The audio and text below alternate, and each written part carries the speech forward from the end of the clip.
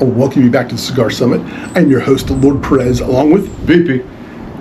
Now let's talk about Habanos, Cubans. the king of all cigar lovers. The one and only. Now there are many different Cubans you can purchase. Let's get into it. We have a few here, actually. From Monte Cristo to Romeo and Julieta to the VP's favorite, Cohiba.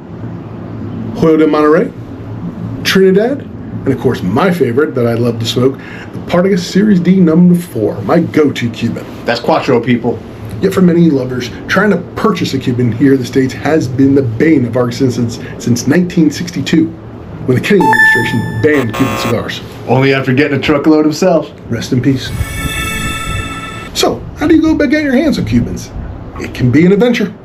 And there's numbers of ways. The number one way is usually when you're traveling overseas. For me personally, and I'm in London, I like to stop by the James J. Fox or the Davidoff store and pick myself up a few sticks. Those are very reputable spots. If you're on the VP salary, you might have a reputable plumber. The toilet edition, we like to call that one. But today, we're here to warn you about the number one thing when buying Cuban cigars: the fake Cuban assortment.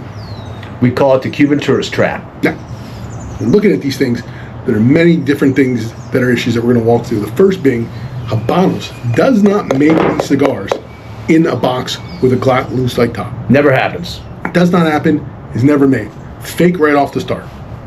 Second off, VP, what else do you notice? Well, there's a couple things here. If you look, you'll see these limited edition rings around it. That is extremely rare. Hardly ever a real thing, but never a real thing if it's all different brands side by side with that same limited edition ring on them. That just ain't right. Now, I have here a real Cuban cigar box. Now, it looks like there's something similar here. They're pretty much similar. They both have the Habano sealed stamp up here. That's right. It's properly spelled with a B, not a V as we would spell Havana. They both have the stamp on the back. Looks identical. And they both have this green seal stamp from the Republic of Cuba. Right there. But there's a minor difference with that stamp. Mine don't have no hologram. That's right. This hologram right here, this is an official hologram that comes from the Habanos factories.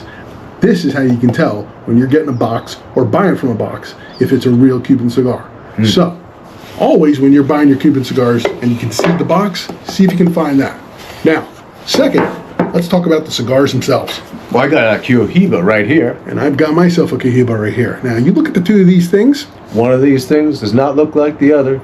First off, this Cuban cigar, perfectly wrapped. You look at this wrapper, there's no problems with this, no bad edges, nothing wrong with this one. You look at this cigar. It appears that an oak leaf has been hastily wrapped around it. Very veiny, very unprofessional. And then look at the ring sticker.